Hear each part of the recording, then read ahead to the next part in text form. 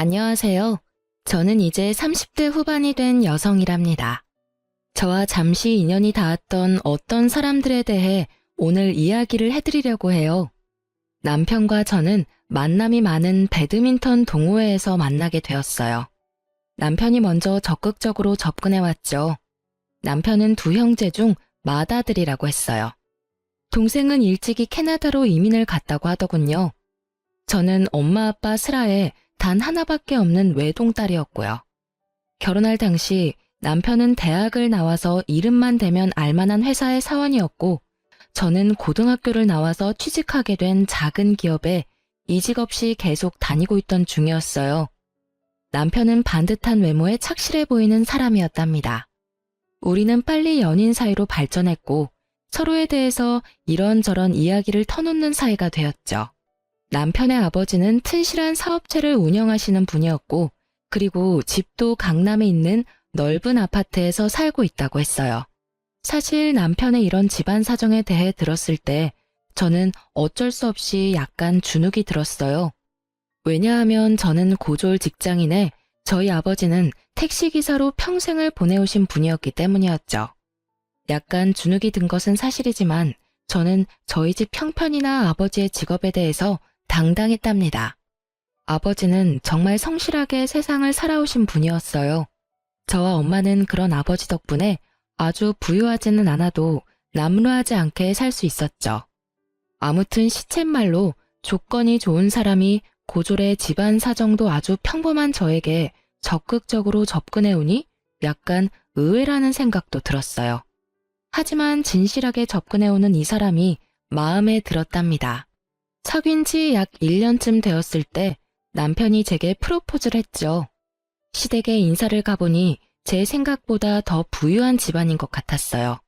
땅값도 집값도 비싸다는 서울 강남에 있는 넓은 아파트가 남편의 집이더라고요. 반대를 하시지 않을까 걱정도 했지만 의외로 큰 반대 없이 우리는 결혼에 골인했답니다. 결혼 준비 중에 우리 엄마가 예비 시어머니를 만나서 신혼집 이야기를 하게 되셨다죠. 그런데 생각보다 남편의 저축이 많지 않더라는 것이었어요. 그리고 시댁에서도 신혼집 마련을 위해 예상보다 훨씬 적은 돈밖에 도움을 주지 못하셨죠. 현금이 많지 않다고 하셨어요. 남편이 버는 돈도 모두 시아버지의 사업에 재투자를 한다고 했죠. 그래서 우리는 방이 2칸 딸린 작은 연립에서 친접 살림을 시작했답니다. 참, 저희 친정 이야기를 좀 해드리고 넘어가야겠어요. 사실 우리가 결혼하기 얼마 전에 시골에 계시던 할아버지가 그만 뇌졸중으로 돌아가시고 말았었죠. 그런데 장례식까지 모두 치른 후 정말 깜짝 놀랄 만한 일이 벌어졌어요. 안녕하십니까. 최재영 씨의 유언을 집행하기 위해 찾아왔습니다. 변호사 서문수라고 합니다. 할아버지의 유언을 집행한다니 처음에 우리 식구 모두가 무슨 뜻인지 못 알아들었죠. 최재영 씨가 아드님 최일선 씨 앞으로 고향에 있는 땅과 서울, 경기권의 땅, 그리고 상가 건물 2채를 상속하셨습니다. 변호사라는 사람이 말하는 할아버지와 아버지의 함자는 분명히 맞는데 내용이 영 이해가 가지 않는 것이었어요. 할아버지는 농사를 평생의 천직으로 알고 사셨던 분이었거든요. 이런 정도의 재산을 모으실 만한 처지가 아니셨어요. 변호사에게 물어보니 오랜 기간 동안 꾸준히 투자를 해오셨던 것 같다고 하더군요. 아무튼 그렇게 해서 아빠는 생전 처음으로 남들이 부유하다고 할 만한 사람이 되셨죠. 그리고 엄마와 의논하시더니 그 재산은 역시 할아버지의 뜻을 받드는 데 쓰는 것이 좋다고 결정을 내리셨어요. 농사를 천직으로 하셨던 할아버지의 뜻에 따라 택시기사 일을 그만두시고 고향에 내려가서 농장과 목장을 크게 확장하시겠다는 것이었죠. 아빠는 타고난 성실함을 바탕으로 열심히 일하셨고 농장과 목장은 그런 아빠의 손을 타고 성장을 거듭했답니다. 아빠의 고향과 인근 도시들에서는 아빠가 경영하시는 목장에서 생산되는 한우가 인기를 끌고 있었어요. 깨끗한 것만을 먹여서 잘 키운 한우, 맛이 좋을 수밖에 없었죠. 이제 곧 서울에 판로를 개척해야겠다는 생각도 가지고 계셨답니다. 아무튼 친정에서 겪은 뜻밖의 횡재에 앞으로 가족 모두 웃는 날만 가득할 줄 알았는데 결혼한 지 얼마 안 돼서 저와 시부모 사이에 조그마한 갈등이 생기기 시작했죠. 처음 만난 시모와 시부 모두 인상이 서글하신 분들이었죠. 그래서 솔직히 결혼 전엔 이분들과의 고부 갈등은 없을 줄 알았습니다. 예, 집에 김치가 떨어졌구나. 집에 와서 김치 좀 담가 놓고 가거라. 그리고 네 아버지가 해물 넣고 부친 부추전을 아주 좋아하신다. 온 김에 그것도 좀 해놓고. 결혼하고 나서도 직장 생활을 접지 않고 있던 저였어요. 반드시 제 손을 빌리지 않아도 될 일을 가지고 시어머니가 저를 불러대기 시작한 거였죠. 나는 원래 손이 약해서 물일을 잘 못한다. 데리고 있던 아줌마가 있었는데 이제 그 아줌마도 늙었는지 영 옛날만 못해서 내보냈어. 아직 새 사람을 못 찾았다. 그동안은 네가 수고를 좀 해야겠구나. 제 직장과 시집은 그리 가까운 거리는 아니었답니다. 하지만 시어머니가 결혼 후 처음으로 제게 시키는 일이었어요. 단칼에 못 가겠다고 할 수가 없어서 바리바리 시장을 봐서 시집으로 갔죠. 정말 시어머니는 손 하나 까딱 안 하더라고요. 저 역시 엄마 슬하를 벗어난 지 얼마 되지 않은 사람이라 이런 일이 익숙하지 않은 때였어요. 시어머니에게 묻고 물어서 간신히 김치를 담그고 부추전을 부쳐놓고 집에 돌아왔답니다. 남편이 먼저 들어와 있었기에 약간 불평을 했어요. 어머니가 갑자기 집에 와서 김치 담그라고 하시고 전 부치라고 하셔서 이제 왔어. 그런 정도는 어머님이 하셔도 되는 일일 텐데. 퇴근하고 바로 오라고 하셔서 여태 앉지도 못하고 일하다 왔어. 그럴 수도 있지. 우리 엄마 원래 몸이 약해서 그런 일 잘 못해. 네가 많이 도와드려야 될 거야. 엄마가 그런 일을 많이 안 해보셨거든. 솔직히 남편한테서 얼마나 고생이 많았느냐, 힘들었겠다. 이런 대답을 기대했던 저는 실망을 할 수밖에 없었답니다. 피곤하기도 하고 해서 그날은 그냥 그렇게 넘어갔어요. 그런데 시어머니의 이런 요구는 이후에도 계속되었답니다. 심지어 시집에서 키우는 강아지를 애견 미용실에 데리고 가서 미용시켜 오라는 요구도 있었다니까요.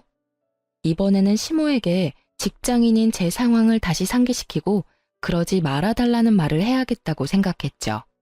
시집에 가보니 어머니는 한가하게 매니큐어 칠을 하고 있더라고요. 그러니까 바쁜 일도 없으면서 직장을 다니는 저를 굳이 불러서 일을 시키는 것이었죠. 어머니, 이런 말씀 죄송해요. 하지만 저 직장인이에요. 퇴근하고 나서 바로 집에 가서 저녁 준비까지 해야 해요. 그런데 이런 일로 예고도 없이 부르시면 제가 주부로서 살림을 제대로 이끌어갈 수가 없어요. 어머니, 죄송하지만 사소한 일은 어머님께서 직접 하시고 좀 힘들다 싶은 일은 미리 좀 말씀해 주세요. 이런 저의 말을 들은 시어머니가 그야말로 불같이 화를 내는 것이었어요. 아니, 시집 온 지 얼마나 됐다고 새 며느리가 시어머니한테 말대꾸냐? 어른이 이래라 하면 다소곳이 네 하고 할 일이지. 가타부타 토를 달아? 역시 사람은 배우고 봐야 하는 일이로구나. 거기다 안 봐도 너네 집안 가정교육이 어떤 수준인지는 잘 알겠구나. 제대로 다 다시 배워야겠어. 저를 가지고 뭐라고 하는 것은 참을 수도 있었죠. 하지만 가정교육까지 들먹인다는 것은 결국 우리 부모님이 잘못했다는 말이잖아요. 제가 또 참지 못하고 시어머니에게 말했어요. 어머니, 저희 엄마 아빠 가난하게 살아오셨지만 남한테 손가락질 안 받고 사신 분들이시고 저도 자라면서 그런 부모님 밑에서 남들한테 가정교육 못 받았다는 소리 안 듣고 자랐어요. 저희 부모님에 대해서까지 말씀하시는 것은 좀 듣기 어렵네요, 어머니. 어머니가 대노하신 것은 물론이고 이 문제를 가지고 우리 부부가 대판 싸움이 붙었죠. 어디다 대고 버릇없이 시어머니 욕이야, 욕이. 너희 집안에서 너를 그렇게 가르쳤냐? 한 번만 더 우리 엄마에 대해서 험담이 나오면 그때는 내가 안 참을 줄 알아? 정말 어이가 없기도 하고 서럽기도 하더라고요. 안 참으면 도대체 어떻게 하겠다는 건가요? 그날 밤 우리는 처음으로 큰 방과 작은 방에서 따로 잤답니다. 그리고 아침에 밥도 먹지 않고 각자 출근해버렸죠. 그리고 저녁에 퇴근을 해보니 남편이 이미 퇴근해 있더라고요. 자기 벌써 퇴근한 거야? 왜 이렇게 일찍 퇴근했어? 나 그 회사 그만둬 버렸어. 내 능력에 비해서 월급을 적게 주는 것도 마음에 안 들고 사실 하는 일이 그다지 적성에 맞지도 않았어. 뭐? 그렇다고 인원도 없이 회사를 그만두면 어떻게 해? 우리 집 수입이 절반으로 줄어드는 일이잖아. 적금 크게 들어놓은 것은 다 어떡하고? 남편은 이런 저의 타박에 귀찮다는 듯이 TV 볼륨을 키워버리더라고요. 사실 남편의 이런 말을 들었을 때는 좀 힘이 들어서 조퇴 정도 한 것이려니 생각을 했었죠. 그런데 다음날 아침이 되어 남편을 깨우니 짜증을 내는 것이었어요. 자기는 자는데 깨우는 것을 제일 싫어한다나요? 그러고는 정말로 출근을 안 하더라고요. 정말 황당하기 이를 데 없었죠. 결혼하고 나서 아직 첫 월급도 가져다 주기 전이었어요. 며칠을 그런 식으로 빈둥거리기에 제가 일을 찾아야 하지 않겠느냐고 잔소리를 시작했죠. 일을 찾기는 할 텐데 모바일 게임 쪽으로 좀 생각해 보려고. 그러다 보니 최신형 컴퓨터가 필요한데 말이야. 장인어른한테 컴퓨터 최신형으로 하나 사달라고 부탁 좀 드려봐. 저는 이 말을 듣고 정말 의아했어요. 갑자기 우리 집에다가 최신형 컴퓨터를 사달라고 하라뇨. 제가 당황해서 뭐라고 대답을 못하고 있자 제 취업을 위해서니까 처가에 간절하게 부탁해보라는 것이었어요. 입이 떨어지지 않았지만 결국 친정에 전화를 걸어 상황을 설명하기 시작했어요. 저희 생활비가 달린 문제라고 생각하니 별 수 없더라고요. 결국 남편의 바람대로 친정아버지는 300만 원이 넘는 돈을 지원해 주셨죠. 다른 것도 아니고 일을 찾기 위해서라고 하니 이 아빠가 컴퓨터 사주마. 요즘은 그 뭐냐 집에서 하는 재택근무도 많다고 하니 너무 잔소리하지 말고. 이렇게 해서 최고 사양을 갖춘 컴퓨터가 우리 집에 오게 되었답니다. 뭐야? 일을 찾는다면서 게임만 하고 있잖아. 이게 벌써 며칠째야. 잠도 거의 안 자고 게임만 하는 게 일을 찾는 거야? 아이씨, 말 시키는 바람에 캐릭터가 죽었잖아. 나 컴퓨터 할 때 말 시키지 말라고. 알았어? 이후로 남편의 행동은 그야말로 반백수도 아니고 백수 그 자체였어요. 거의 밤을 새고 게임에 열중하고 아침에는 일어나지도 못했죠. 제가 조금 일찍 퇴근을 하는 날이면 그 시간까지 자고 있기도 했어요. 밤과 낮이 완전히 바뀐 생활을 하고 있었고 먹는 것도 컴퓨터 책상까지 갖다 바쳐야 먹더군요. 남편은 이런 식으로 한 계절을 다 보내고 있었어요. 늦가을, 이제 조금 있으면 또 한 해가 가겠죠. 이제는 아이 가질 생각도 해야 할 텐데 남편은 마치 오늘만 살고 내일은 안 살 사람처럼 행동하더군요. 그러던 중 시집에서 또 전화가 걸려왔죠. 가뜩이나 남편 때문에 짜증이 나 있던 저는 정말 전화를 받기가 싫더라고요. 보나마나 또 뭔가 자신이 직접 할 수 있는 일을 저에게 시키려는 시어머니의 전화가 거의 틀림없었으니까요. 그치만 어른이 부르시니 시댁으로 가보았죠. 예, 이번에는 김장을 좀 많이 담가야겠다. 네 시아버지 사업 때문에 손님도 많이 오실 테고 지난 해에는 내가 친척집에서 많이 얻어다 먹어서 이번에는 좀 갚아줘야 한다. 100포기만 담가라. 어머니, 설마 김장 100포기를 저 혼자 하라는 말씀은 아니시죠? 친척분들 중에서 도와주실 분이라도 오시나요? 김장 100포기가 뭐 그리 대단한 일이라고 도와줄 사람까지 찾고 그러니? 옛날에는 200포기, 300포기도 담고 그랬다. 어른 말에 또 토달지 말고 재료 주문은 내가 다 해두었으니 오는 대로 100포기 담가놓고 가거라. 저는 제가 집에서 살림만 하는 입장도 아니고 설사 살림만 하는 사람이라도 혼자 김장 100포기를 한다는 것은 불가능하다고 시어머니에게 분명히 말했어요. 어머니, 급하게 인력회사에 전화해서 도와주실 분이라도 구할게요. 그것도 한 분만 불러서는 안 될 것 같아요. 적어도 세 사람은 있어야 될 것 같아요. 옛날 200포기, 300포기는 마을에서 돌아가면서 품앗이를 한 거잖아요. 지금은 그럴 일도 없고요. 제가 사람 부를게요, 어머니. 시어머니가 또 그 기분 나쁜 가정교육 타령까지 포함해서 저에게 쓴소리를 했죠. 저는 결국 제 뜻대로 인터넷에서 근처 인력회사를 검색해서 급히 도와줄 사람을 2사람 불렀답니다. 3사람이 했는데도 김장 100포기는 장난이 아니었어요. 김장을 다해 김치통에 담을 때까지도 시어머니는 소파에 앉아서 말로만 김장을 담그더라고요. 이래라 저래라 하면서 결코 움직이지는 않는 거였죠. 김장 100포기를 다 하고 일어서려니 아이고 소리가 저절로 나오더군요. 이걸 혼자 하라고요? 3박 4일 동안 해도 모자랄 일이었어요. 저는 어느새 새하얀 웨딩드레스를 입고 행복한 첫 발을 디디던 새 신부였던 저와 지금의 저를 비교하고 있었어요. 남편, 시어머니 모두에 대해서도 정말 그때는 상상할 수 없었던 일들이 벌어지고 있는 것이었죠. 팔, 다리, 어깨, 허리 안 아픈 곳 없는 상태에서 전철을 타고 집으로 가는 길. 어쩌다 주머니에 손을 넣어보니 인력회사의 용역비를 카드로 긁고 받은 꾸깃한 영수증이 손끝에 잡히더라고요.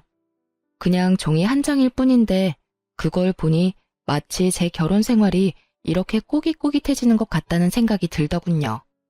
사람들이 보지 않도록 창 쪽으로 얼굴을 바싹 기댔어요. 눈물이 몇 방울 흘러 바닥으로 떨어졌죠. 시간은 오밤중, 전철 안에 사람도 거의 없었어요. 안고 싶었지만 눈물이 남들에게 보일까 봐서 굳이 서서 울었답니다. 그리고 집에 돌아와 보니 한참 남편이 활동할 밤 시간이었어요. 컴퓨터 게임을 하는 시끄러운 소리가 온 집안에 진동을 하고 있더군요. 저는 들어서자마자 손에 잡히는 대로 베개를 집어서 남편에게 던져버렸어요. 아씨, 이게 무슨 짓이야? 어디서 늦게 들어와선 행패야 행패가. 나 컴퓨터 할 때 방해하지 말랬잖아. 저는 남편의 등을 아주 펑펑 두드려 패주었어요. 그리고 울면서 말했죠. 이러려고 나하고 결혼했니? 이렇게 백수로 게임이나 하고 놀고 싶어서 나더러 너 먹여 살리라는 얘기였어? 그리고 너네 집 식모살이 하라는 얘기였냐고. 미쳤어? 갑자기 또 왜 이래? 먹여 살렸으면 1년을 먹여 살렸어, 2년을 먹여 살렸어. 고작 몇 개월 일 개발하겠다는 사람한테 이게 무슨 짓이야? 개발 같은 소리 하지 말라고 하고는 다른 방으로 들어가서 문을 쾅 닫아버렸어요. 그리고 지하철을 타고 오면서 조금씩만 울었던 울음을 다 울었죠. 엄마 아빠가 너무나 보고 싶고 저를 눈에 넣어도 안 아플 듯 귀여워해 주시던 할아버지도 너무 보고 싶었어요. 이렇게 제 결혼 생활이 엉망진창으로 꼬여가던 중에 그래도 제게 기쁜 일이 하나 생겼답니다. 그것은 아빠가 서울에 오실 일이 많아졌다는 것이었어요. 아빠가 한우에 서울 판로를 찾고 계셨는데 아주 유능한 유통업자 한 분을 알게 되셨다는 것이었죠. 일을 시작한 지도 오래된 사람이었는데 그동안 공급을 받던 공급자와 최근에 공급 계약이 끝난 상태였대요. 이 유통업자가 고향에 직접 내려와서 생산 과정을 모두 까다롭게 체크하고 맛도 보고 가더니 아빠와 공급 계약을 맺고 싶어 한다는 것이었어요. 아빠도 물론 이 사람이 얼마나 많은 판로를 가지고 있는 사람인지 꼼꼼히 알아보셨죠. 믿어도 좋을 사람이라는 판단이 서셨던가 봐요. 그래서 이 김 사장이라는 유통업자와 아빠가 계약을 맺었고 이제 우리 한우가 본격적으로 서울로 진출을 하게 된 것이었죠. 따라서 아빠의 서울 일이 많아졌고 저는 아빠를 좀 더 자주 뵐 수 있었죠. 이 녀석아, 왜 이렇게 여유였어? 회사 다니랴 살림하랴 바빠서 그런 거냐? 그리 힘들면 회사를 그만두는 것도 생각해보려무나. 마르긴요. 요 며칠 속이 좀 안 좋아서 밥을 좀 적게 먹었더니 그렇게 보이나 봐요. 회사를 그만두긴요. 언제부터 다닌 회사인데요. 굳이 저를 보겠다고 같이 올라오신 엄마가 말씀하시더군요. 자식에 대한 부모의 마음이라는 것이 얼마나 깊고 예민한지 그 말 한마디에 눈물을 훔치고 말았습니다. 너 김서방하고 사이에 무슨 일이 있지? 아니면 아이가 들어섰던가? 내 보기엔 아이가 들어선 건 아닌 것 같고 무슨 일인지 어서 이야기해봐라. 저는 엄마의 말에도 역시 아니라고 고개를 저었지만 그러는 사이에 제 눈에 어느새 눈물이 한두 방울 고여 있었나 봐요. 그걸 엄마가 또 놓치지 않고 보신 것이었어요. 엄마가 저를 계속 다그치셨죠. 결국 눈물이 터져버렸고 그간 있었던 일들을 모두 이야기할 수밖에 없었답니다. 엄마, 아빠, 나 어떡하면 좋아요? 김서방이 일할 생각을 전혀 안 해요. 게임 개발한다고 컴퓨터 사주신 걸로 그냥 게임에만 빠져 있어요. 그리고 시어머니도 애초에 생각했던 그런 분이 아니에요. 제 얘기를 다 들으신 엄마는 계속 울먹이는 저를 다독이셨어요. 아마도 김서방이 회사를 그만둔 지 얼마 안 돼서 허해서 그럴 수도 있다는 말씀이셨죠. 아빠 역시 그런 말씀을 하시더군요. 그렇다면 얼마나 좋겠어요. 하지만 저는 이미 남편과 시댁에 대해서 거의 반 이상 포기하고 있는 상태였답니다. 사람이 촉이라는 게 있잖아요. 잠시 저러다 말 것인지 원래 그런 사람인지 말이에요. 그런데 지금 제 눈에 남편과 시어머니는 원래 그런 사람이었어요. 아빠가 저를 다독이시면서 김서방을 만나서 잘 말해볼 것이니 마음 가라앉히라고도 하셨죠. 저는 그러지 마시라고 했어요. 제 속 하나 상하는 것도 기가 막혀 죽겠는데 아빠까지 속상하게 만들고 싶지 않았으니까요. 그렇게 아빠가 사주시는 맛있는 밥도 제대로 먹지 못한 채 엄마 아빠는 다시 고향으로 내려가셨고 저는 또 그 절망적인 우리 집으로 돌아왔죠.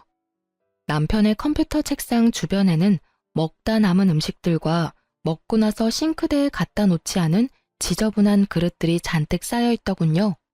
이젠 뭐 별로 놀랍지도 않았어요. 그리고 처음으로, 정말 처음으로 이혼이라는 단어를 떠올렸어요. 제가 보기에 남편은 결코 치유될 길 없는 구제불능이었거든요. 그리고 원래 제 계획은 빨리 아이를 가지려는 것이었죠. 그런데 이제 저는 남편 몰래 피임약을 사서 먹기 시작했답니다. 이미 각방을 쓰고 있긴 하지만 그래도 젊은 남녀가 한 집에서 지내니 혹시라도 무슨 일이 있을까 싶어서였어요. 걱정이 되신 엄마가 더욱더 자주 제게 전화를 하셨죠. 하지만 전화를 하실 때마다 기쁜 소식을 전해드릴 것이 없었어요. 저는 어떻게 하면 엄마의 걱정을 줄여드릴 수 있을까를 생각해서 상황을 오히려 축소하고 있기는 했죠. 그런데 부모를 속일 수는 없더군요. 드디어 엄마도 울먹이며 말씀을 시작하시더라고요. 도대체 김서방이 왜 그런다니? 네 시어머니는 또 왜 그러시는 거고? 결혼 전에 그렇게 멀쩡하게 보였던 사람들이 말이다. 겉모습이야 지금도 너무나 멀쩡하죠. 이렇게 엄마와 제 전화는 결국 눈물로 시작해서 눈물로 끝나는 일이 점점 더 빈번해지고 있었어요. 그런데 어느 날 걸려온 엄마의 전화는 저를 더 절망적으로 만들었죠. 네 아버지와 내가 이 얘기를 너한테 해야 하나 말아야 하나 밤새 의논을 했다만 아무래도 알고 있는 것이 좋겠더구나. 김서방이 다녔다던 회사에 네 아버지가 연락도 해보았고 사람을 사서 조사를 좀 해보신 모양이다. 그런데 그런 사람은 그 회사에 없었다고 하더라는구나.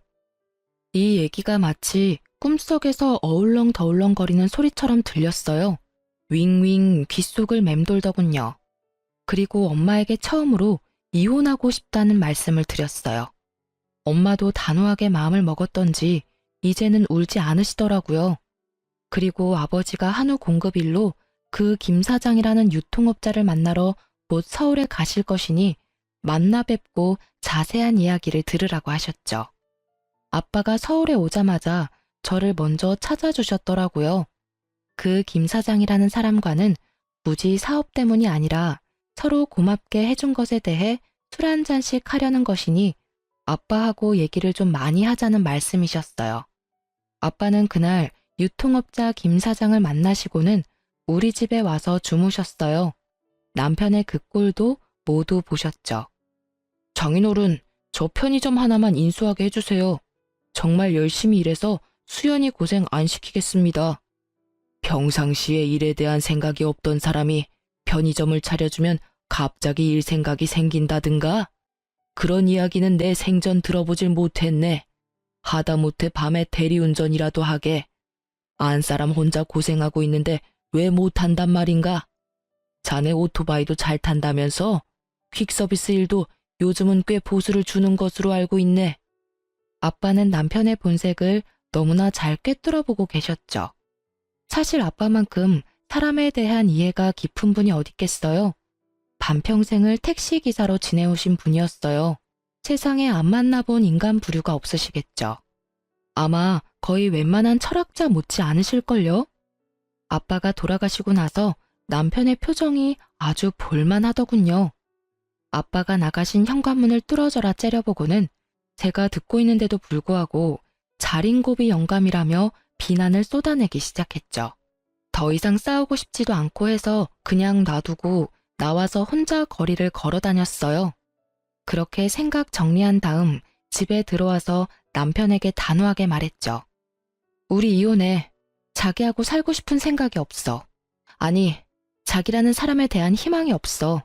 그 어떤 기대도 없고. 이런 상태에서 결혼 생활을 지속하는 것은 자기나 나한테 도움이 안 돼. 우리 이혼하자. 남편이 갑자기 실실 웃기 시작하더라고요. 웃는 얼굴에 침 못 뱉는다는 말이 있지만 그 웃는 얼굴에는 정말 침이라도 뱉어주고 싶더군요. 감정이 앞서는 걸 간신히 참고 조용히 남편의 대답을 기다렸어요. 이혼? 내가 왜 이혼을 해? 내가 뭘 그렇게 크게 잘못했는데? 바람을 피웠어. 그렇다고 마누라를 두들겨 패기를 했어. 아니, 고작 일 몇 개월 쉬고 있다고 이혼을 하면 세상에 이혼 안 한 사람 없을걸? 나 절대 이혼 못해. 그런 와중에 시어머니가 저를 또 호출하더군요. 전화를 받아보니 이번에는 집에 손님들이 오시기로 했다며 저더러 손님 대접을 요구하기 시작했어요. 정말 가고 싶지 않았지만 강요하다시피 오라고 하는 데에는 어쩔 수가 없더군요.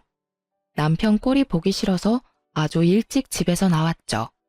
시집의 약속 시간보다 거의 1시간이나 빨리 도착하게 되었어요. 예, 너 이 시간에 웬일이니? 너 1시간이나 더 있어야 오기로 했었잖아. 아유, 우리 나중에 얘기해요. 우리 며느리가 너무 일찍 와서 말이에요. 이걸 어쩌나? 시어머니가 마침 어떤 손님과 얘기를 나누고 있었어요. 그런데 시어머니가 눈에 띄게 그 손님을 자꾸 밖으로 밀어내려고 하는 거였어요. 아유, 왜 이렇게 사람을 밀어요? 하던 얘긴 마저 해야지. 재계약 문제 어떻게 할 건지 아직 말 안 끝냈잖아. 집 재계약할 거예요? 아니면 나갈 거예요? 이분이 이게 다 무슨 말씀일까? 재계약이라뇨? 무슨 말씀을? 집? 재계약? 그러니까 뭔가요? 이 집이 재계약의 대상이 되는 그런 집이란 말인가요? 직감적으로 저는 이 집 역시 시집의 자가가 아니라는 것을 알아챘답니다. 집주인으로 보이는 사람이 떠밀려서 문 밖으로 내쫓기다시피 나가기에 제가 얼른 그 사람을 따라 나갔어요. 시어머니가 뒤에서 발을 동동 구르고 있더라고요. 그 집주인으로 보이는 사람에게 제가 며느리라서 어차피 재계약을 하시려면 제가 보증금을 도와드려야 한다고 거짓말을 했죠. 거짓말이라는 것을 정말 안 하고 사는 사람이었는데 필요한 순간이 되니까 그것도 술술 나오더라고요. 그 사람의 말인즉 보증금 7천만 원, 월세 300만 원에 새들어 살고 있다는 것이었어요. 사실을 확인하고는 시댁으로 다시 들어갔죠. 역시 또 시아버지의 사업에 재투자를 해야 해서 집을 팔아서 이렇게 됐다며 제가 먼저 물어보지도 않았는데 술술 설명하는 것이었어요. 그놈의 재투자는 무슨 만병통치약인가요? 무슨 일이 있을 때마다 튀어나오니 말이에요. 어머니, 사시는 곳도 강남 아니면 못 사시겠던가요? 하긴 저희 집에서 농사지어 올려보내신 음식물 쓰레기 봉투에서 발견한 적도 많이 있었어요. 서울에서는 구하지도 못할 음식들이었다고요. 제가 서러워서 말씀드리지 않고 넘어갔지만요. 그랬어요. 저희 집에서 농사지은 것들이라고 제가 시집에 가져다 주니 시어머니가 그대로 쓰레기 봉투로 직행시키더군요. 제가 얼마나 마음이 아팠던지요. 그때 시어머니가 말하기를 강남 백화점에 식품관만한 곳은 없다고 했었죠. 어머니, 훨씬 더 많은 사람들이 다른 곳에서 건강하게 살고 있어요. 도대체 한 달에 300만 원씩이나 월세를 주면서 강남에 사셔야 하는 이유가 뭔가요? 다른 곳에 가셔서 건강하게 사는 사람들하고 어울려 보세요. 서울 변두리나 경기권에 가면 정말 하루하루 성실하게 벌어서 착실하게 저축해 자기 집 마련하는 사람들이 얼마나 많은데요. 당장 집 빼서 이사하시고 마음 편하게 사세요. 그게 대다수 사람들이 사는 방식이에요. 아시겠어요? 아유, 싫다, 얘. 우리는 여기 아니면 못 살아. 다른 데는 다 구질구질하다. 여기가 명실공히 대한민국에서 제일 살기 좋은 곳이야. 지나다니는 사람들을 봐라. 때깔이 다르지 않니? 너도 여기서 몇 개월만 살아봐. 그 촌스러운 때깔이 확 벗겨질 거다. 정말 이놈의 시집은 구제불능이었어요. 어떻게 이렇게 제대로 속아 넘어갈 수가 있었을까요? 저는 이제 바로 저라는 사람을 마음속에서 실컷 때려주고 있었답니다. 지질이 병신, 어떻게 이렇게 속아 넘어갈 수가 있어? 도대체 어떻게 그렇게 사람을 모를 수가 있어? 할 수 있는 모든 자책의 소리들이 제 마음속을 다 거쳐갔어요. 그리고 집에 들어와서는 그 사실을 알게 된 것조차 남편에게 말할 필요도 없다고 생각했고 그냥 방구석에서 옷도 갈아입지 않은 채로 구겨져 잠이 들고 말았죠. 남편은 여전히 이혼을 거부하고 있었고 저는 아름아름 변호사 사무실을 찾아다니고 있을 즈음이었어요. 아빠가 서울에 오셨더라고요. 아빠가 서울에 오시는 일은 김 사장님을 만나러 오시는 일이 대부분이었죠. 그런데 아빠가 집으로 오지 않으시고 밖에서 만나자고 하시더군요. 어차피 김 사장하고 약속이 있어서 왔으니 우리 딸 맛있는 거 사주려고 하신다고요. 나가보니 어떤 일식집의 방이었어요. 제가 들어가니 그 김 사장님이라는 분이 아직 계셨어요. 제가 일을 방해했나 싶어서 얼른 다시 나오려 했죠. 아이고, 나갈 것도 없어요. 따님, 아버님하고 얘기 다 끝났어요. 듣던 대로 아주 참하게 생겼네요. 그럼 저는 이만 물러갈 테니 부녀간의 얘기 많이 나누세요. 아, 그리고 참, 우리 형님 얘기는 그냥 귀에서 흘려버리세요. 말씀을 드려놓고도 참 부끄럽네요. 부끄러우실 게 뭐가 있어요? 사장님이 그런 힘든 일까지 다 짊어지고 계시다니 참 대단하시네요. 혹시라도 제가 도울 일이 있으면 말씀 주세요. 어떻게든 도울 테니까요. 제가 안녕히 가시라고 인사를 하고 아빠 맞은편에 앉아서 형님 얘기가 무슨 얘기냐고 물었어요. 아빠가 말씀하시기를 김 사장님한테 형님이 한 분 계시는데 그야말로 온 집안과 온 세상에 소문난 분이라는 것이었어요. 있지도 않은 사업체 사장을 사칭하면서 특허증을 위조해서 투자자를 유치하기도 하고 일평생을 그런 식으로 세상을 산다는 거야. 그걸 김 사장이 다 수습하고 다닌다는구나. 집안이 다 그 모양이고 둘째 아들놈 하나만 멀쩡하대. 둘째 아들이 아주 가족을 떠나서 이민을 가버렸다지. 아유, 왜 어떤 사람들은 자신의 가장 가까운 사람들에게 피해를 입히면서 살아갈까요? 하긴 제 남편만 해도 마찬가지였죠. 가장 가까운 사이인 저를 가장 힘들게 하는 사람이었으니까요. 아빠가 사주는 맛있는 밥을 먹고 우리 부녀는 커피 전문점에 가서 커피도 같이 마셨어요. 아빠와 따뜻한 시간을 보내다 보니 어느새 시름도 많이 잊혀지더군요. 그렇게 아빠가 고향으로 다시 내려가시고 저는 다시 괴로운 일상으로 돌아와 있었어요. 처음엔 생각만 해도 너무나 마음이 따스했던 우리 신혼집이 지금은 정말 제일 가기 싫은 곳이 되어 있었죠. 하지만 제가 굳이 갈 데가 어디 있겠어요? 집으로 들어가서 하루를 또 자는 것 같지 않게 자고는 아침에 출근을 했어요. 그렇게 일상적인 나날이 몇 주 더 흘러가고 있었죠. 그러다가 아빠의 전화를 받게 되었어요. 반가워서 나오라고 하시는 곳으로 얼른 갔죠. 아빠의 표정이 묘하더라고요. 상당히 분노에 차 계시는 것 같기도 했고 또 저를 너무나 가엾게 바라보시는 것 같은 복잡한 표정이셨답니다. 아빠, 왜 그러세요? 무슨 일이 있으세요? 아니면 어디 편찮으세요? 우리 아빠가 그렇게 당황하시고 화가 나 계신 모습은 태어나서 처음 뵙는 모습이었어요. 아빠가 잠시 침착함을 되찾으시기 위해 시간이 필요하신 것 같더군요. 그래서 무슨 일인지는 모르지만 저는 잠시 아무 말 없이 그냥 기다려드렸어요. 내가 여기 이 레스토랑에 왜 왔는지 아니? 다른 아닌 김 사장하고 약속이 있어서 왔단다. 그런데 김 사장이 아니라 그 형님이 김 사장에게 점심을 사겠다고 했다는 거야. 갑자기 돈이 생겼다면서 이 고급 레스토랑을 택하더라는구나. 저는 갑자기 침이 꿀꺽 넘어갔답니다. 다음 말이 기다려질 때 일어나는 현상이겠죠. 그런데 재밌어서가 아니라 뭔가 저와 관련된 일이라는 쎄한 느낌이 들었거든요. 그 김 사장이 그 형님이란 사람에게 사업을 하면서 신세를 지는 사람이 많이 있는데 마침 서울에 와 있는 것 같으니 합석을 하면 될지를 물었다네요. 그러자 형님이 흔쾌히 허락하더라는 것이었죠. 그래서 아빠한테 연락을 했고 아빠가 감사하게 초대에 응하셨다는 것이었어요. 그리고 다음에 일어난 일에 대한 아빠의 자세한 이야기를 듣고는 정말 저는 몸이 휘청하는 것을 느꼈답니다. 김 사장님, 초대해 주셔서 감사합니다. 형님께 폐가 되는 건 아니겠죠? 오면서도 걱정이 됐습니다. 별 말씀을요. 제 사업을 도와주시는 분이라고 하니까 형님이 진작 모셨어야 하는 분 아니냐고 하시던걸요. 그렇게 김 사장님과 아빠 사이에 몇 마디가 지나고 나자 그 형님이라는 분이 약속 장소로 들어섰다죠.